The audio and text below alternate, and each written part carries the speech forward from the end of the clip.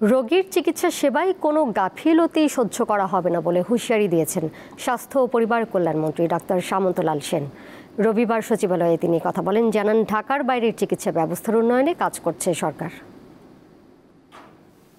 হঠাৎই অনুমতি ছাড়া ঢাকা মেডিকেল কলেজ হাসপাতালে কর্মরত কর্মকর্তা কর্মচারীরা গণমাধ্যমে সাক্ষাৎকার বা বক্তব্য দিতে পারবেন না, এমন নোটিশ জারি করেন প্রতিষ্ঠানটির পরিচালক ব্রিগেডিয়ার জেনারেল আসাদুজ্জামান। পরিচালকের এমন নোটিশের বিষয়ে দৃষ্টি আকর্ষণ করা হয় স্বাস্থ্যমন্ত্রীর। রবিবার সচিবালয়ে বাংলাদেশ সেক্রেটারিয়েট রিপোর্টার্স ফোরাম আয়োজিত সংলাপে এমন প্রশ্নের জবাবে স্বাস্থ্যমন্ত্রী জানান, সাংবাদিকদের সঙ্গে কোনো বিবাদ না করার নির্দেশ দিয়েছেন তিনি। আমি ওনাকে যেটা বলছি যে দেখেন, কোনো কনফেডারেশন সাংবাদিকরা সাংবাদিকদের মতো কাজ করতে বলেন, সুতরাং এখানে যেন কোনো রকম বৈষম্য কিংবা কোনো রকম বিবাদ না হয়, এটা আমি ওনাকে স্পষ্ট করে বলে দিয়েছি।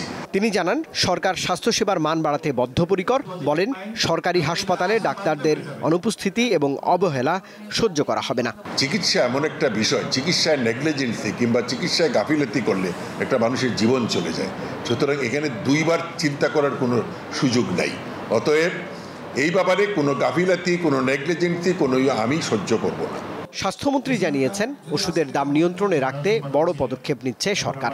নির্ধারণ করে দেওয়া হয়েছে, তার বাইরে গেলে তাদের বিরুদ্ধে অবশ্যই অ্যাকশন নেওয়ার জন্য আমি এটা বলছি এবং এটা আমি নিয়ে। রুবায়েত হাসান, দীপ্ত সংবাদ, ঢাকা।